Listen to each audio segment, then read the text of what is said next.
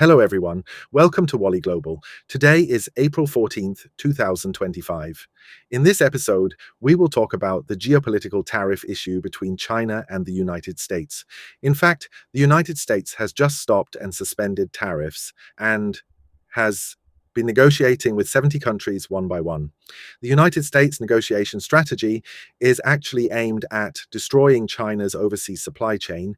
In Trump's first round of tariffs, China actually has many creative ideas in Southeast Asian countries, Mexico, etc.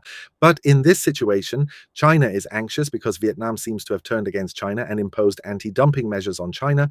China calls on you not to use China's interests as a token of allegiance to get closer to the United States. Asian countries seem to be unable to play with both sides anymore. What should we do?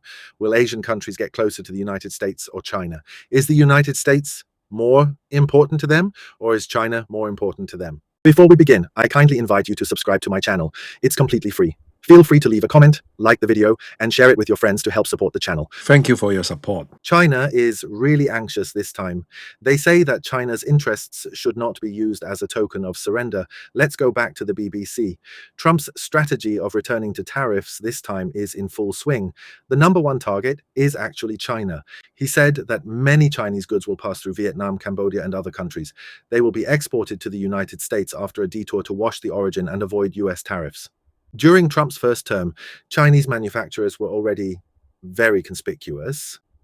They set up factories overseas and established supply chains to try to bypass these restrictions. But this time, Trump was well prepared. He said that these are re-export smuggling and they will do their best to clean it up. According to BBC reports, they have imposed heavy taxes of 46% to 49% on Vietnam, Laos, and even Cambodia. Stephen Innes of SPI Asset Management Company. He described these tariffs as a comprehensive attack on Beijing's new supply chain, which is simply uprooting China's overseas layout. In fact, China is the focus of this war, but Asian countries are in trouble. They have become battlefields, and the pressure is overwhelming. It can be said that Vietnam has really been pushed to the forefront in this trade war. The BBC mentioned that Vietnam is China's largest trading partner and also the largest export market for the United States. Everyone should note that the United States is the largest export market and trading partner. Chinese factories are set up in Vietnam. I want to ask everyone, do you think the United States or China is more important to Vietnam? In fact, when Trump first imposed tariffs on China in 2018, many Chinese companies had already moved their factories to Vietnam, causing Vietnam's exports to surge. But now, Trump no longer shows any mercy and directly puts Vietnam on the list of heavy taxes. The former U.S. trade negotiator is called Stephen Olson. He said that Vietnam is targeted because it is the main channel for China to circumvent tariffs. The data also shows that 1/3 of China's goods go to Vietnam. Last year, 1/3 were new investments and related to Chinese companies. Vietnam now relies on China's supply chain while trying to keep the US market. It's really a bit caught in the middle. Let's take a look at this picture. After Trump, China's supply chain and China's direct exports to the United States have decreased a lot. On the contrary, Asian countries such as Vietnam and Mexico have increased a lot. In fact, everyone understands that it was through this supply chain that the US tariffs were circumvented and went directly to the United States through overseas supply chains. This is what the BBC and some experts said just now. In addition to Vietnam, Trump's tariff artillery fire also burned to Laos and Cambodia. The BBC said that these two are among the poorest countries in Southeast Asia. The economy is very dependent on China's investment supply chain infrastructure. Now, the 46% to 49% high tariffs are simply a heavy blow to their economic lifeline. Stephen Innes mentioned that these small countries can only become collateral damage in the most severe trade policy restructuring or supply chain restructuring in the history of the United States because they do not have the capital to confront the United States head-on, nor dare to break away from China.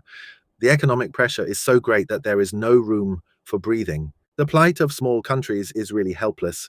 Trump is not only attacking Southeast Asia. According to some reports from Politico just now, the latest article, he is also very scheming to win over several major Asian countries. He is also very strategic this time. He only negotiates with powerful countries. I think he thinks that many countries are powerful. Some places have different advantages, including India, South Korea, and Japan, because these countries are geopolitically and economically critical to contain China. According to Politico, a White House source revealed that Trump used tariffs as a weapon to flirt with these allies in diplomacy, trying to undermine China's trade influence in Asia. Just like South Korea, they sent trade envoy Zheng Renjiao to meet with U.S. Trade Representative Greer to try to get a 25% tariff. But Trump suddenly said that he would reduce the tariffs of South Korea and other countries to 10%. It lasts for 90 days, but China has no share of these benefits and pressures. It is clear that they want to force these Asian countries to draw a clear line between themselves and China. Recently, many people said that Trump lost again. Some people said that they were excited, etc. Some people were very angry, etc. In fact, I think Trump is also flexible. He said that he was flexible. Of course, he used these waving flags to clamp those countries. I was really shocked. I want to make it clear here that I am not a Trump hater. I'm not a fan of Trump either, so I am just reporting this neutrally.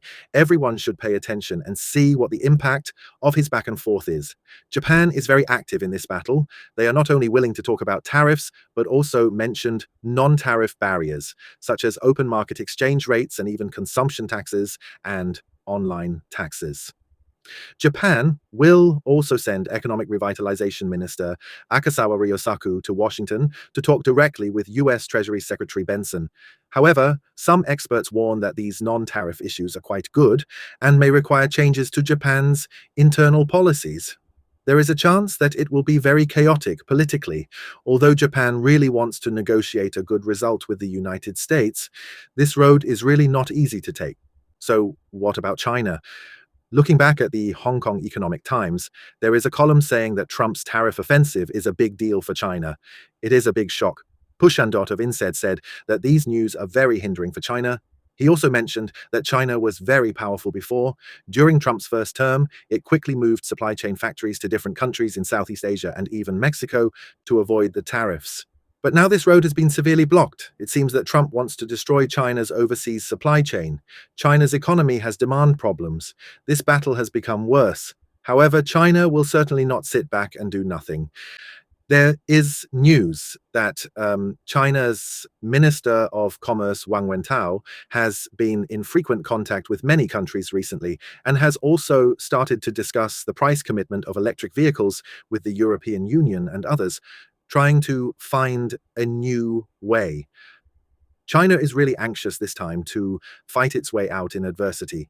Everyone says that, in fact, the United States exports only account for 20% of China's total exports and only 4% of GDP. But it turns out that the supply chain of China's overseas factories has actually doubled when moved to the United States. The biggest problem is that China's GDP itself is mostly formed by issuing bonds, selling land, building houses crazily, overcapacity and oversupply of houses, etc. And in terms of consumption, China has involution, deflation, etc. So a large share of China's entire GDP is full of challenges and is not solid. In fact, foreign trade is a relatively solid GDP income for China.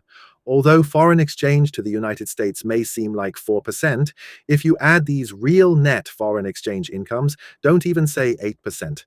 China is actually very troubled without this 4% of solid foreign exchange, so China is anxious. Compared with South Korea and Japan, which have negotiated with them, other Asian countries are in a bad situation because many diplomats said that they really don't know what the bottom line of the United States is. Some people describe this negotiation as having no direction and no strategy. That is, Trump has caused chaos in the G7. Some countries actually want to negotiate with the United States, but because they are not major trading partners, they know that they can't even get in line, so they can only wait and see. Under the shadow of Trump's 10% unified tariff, these export-oriented countries are under great pressure to burst. Everyone should understand that traditional Chinese allies, small countries, etc., if their economies are exported to the United States, because the US price list is higher, the United States becomes a consumer country, which is very important to them. So when they weigh it, whether China is more important or the United States is more important, everyone can judge for themselves. While waiting for the information, the economies of these countries seem to be stimulated like a roller coaster because their economic system is small, and if there is no export, even if China sets up factories here to continuously produce, and then put them here, so what? The EU cannot eat up all the food. If there is no large piece, how can it be considered good? The worst thing is that these countries themselves rely on exports to the United States because, in essence, if China exports to the EU or other countries, China will directly export itself. When you put it in these ASEAN countries, these small countries, they are just trying to circumvent US tariffs. So exporting to the US is the most important thing for them. If the US gets angry, the US might impose tariffs on them. For them, they will naturally stand aside. Everyone has a clear idea. The column of Hong Kong Economic Times also said that China has made a tough statement that the red line is not allowed to be crossed. This matter of China is really a big deal for this chaos. The public account of the central government of the domestic media is called Yuyuan Tantian. It is very clear that China will never let other countries use China's interests to make a pledge of allegiance to the United States. That is to say, if you negotiate an agreement with the United States, it is your freedom, but you must not sell out China's bottom line, otherwise you will know. The article also mentioned that President Xi Jinping will visit 3 Southeast Asian countries in the next few days, which shows that China is actively wooing countries in the region. China's position is very tough. All countries have sovereignty, but if they cross the red line, there is no room for negotiation. This toughness shows that China is very anxious, and it is not easy to back down. In the final analysis, Trump's tariff policy is not just a matter of money, not just economics, but actually a geopolitical chess game. He also used heavy taxes to force Asian countries to stand aside, trying to use the importance of the US consumer market to those small countries. He wants to reshape the global supply chain. What is the purpose? It is aimed at isolating China. This move really messed up Asia. It's a mess.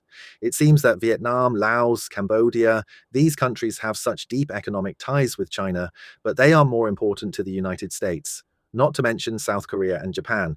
Although they have the opportunity to talk with the United States, it is not easy for them to move step by step. Of course, they are not too afraid of offending China. Other small countries are in a dilemma. There is no longer a tea ceremony between Asian countries and China and the United States. Don't even mention Singapore at any time. The current environment is so bad that how they can find a way out in the cracks is really a big question mark. But one thing is certain, the United States used a so-called 7 double fists in this battle, which hurt the enemy by 1,000 and hurt itself by 700. He also wants to fight against China in this game. Everyone, please watch it. If you have different ideas, you may leave a message below. Everyone has heard it. Hope you like this video. Share it with your friends. Please be invited to subscribe. Thank you for watching. Bye.